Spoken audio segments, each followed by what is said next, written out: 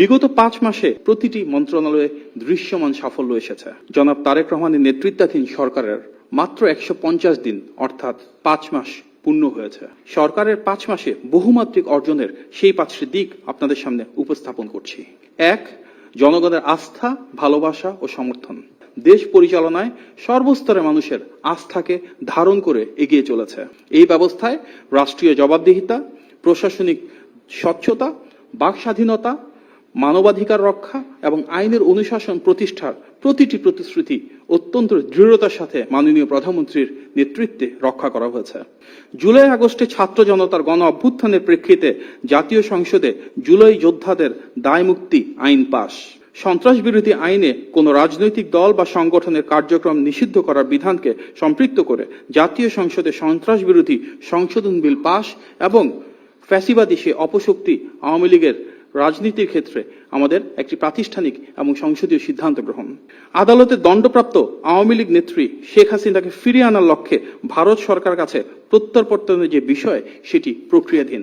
সাধারণ মানুষের আর্থিক স্বস্তি নিশ্চিত করতে বিদ্যুৎ ব্যবহারের প্রিপেইড মিটারে ধার্যকৃত অতিরিক্ত মাসিক চার্জ তাৎক্ষণিকভাবে প্রত্যাহার। গ্রামীণ স্বাস্থ্য সেবা জোরদার এবং সেই লক্ষ্যে উপজেলা হাসপাতালগুলোকে 101 শয্যায় উন্নীতকরণ। প্রতিটি ইউনিয়ন ও শহরের প্রতিটি ওয়ার্ডে থাকবে স্বাস্থ্য ইউনিট, যেখানে পাওয়া যাবে প্রাথমিক চিকিৎসা সেবা। উপজেলা হাসপাতালগুলোতে আইসিইউ সুবিধা সহ জরুরি বিভাগ, ইনডোর ও আউটডোর সেবা এবং আধুনিক প্যাথোলজি সুবিধা সার্বক্ষণিক চালু।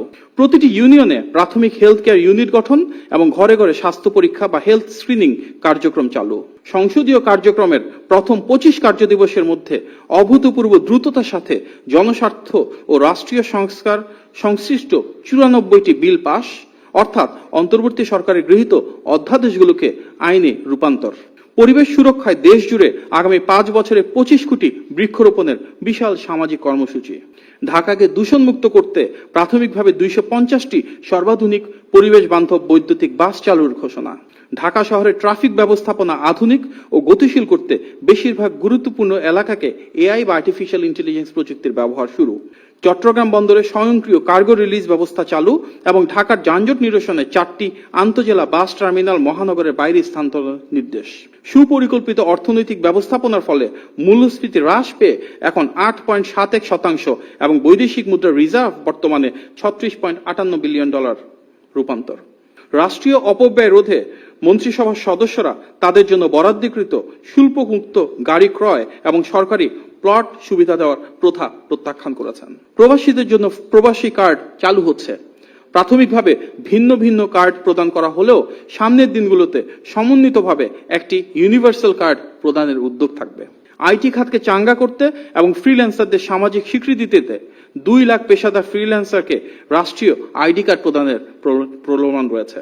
নিম্ন আয়ে ও সাধারণ মানুষের খাদ্য নিরাপত্তায় 55 লাখ পরিবারকে মাত্র 15 টাকা কেজি দরে চাল সরবরাহ নিশ্চিত করা হচ্ছে। বিএনপি নির্বাচনী ইশতেহারে যেসব প্রতিশ্রুতি ছিল আমরা দেখছি সেটিকে রাষ্ট্র সংস্কার ও মানুষের ভাগ্য পরিবর্তনের মহাপরিকল্পনায় অংশীদারিত্বের মাধ্যমে সুনিশ্চিত করা হচ্ছে।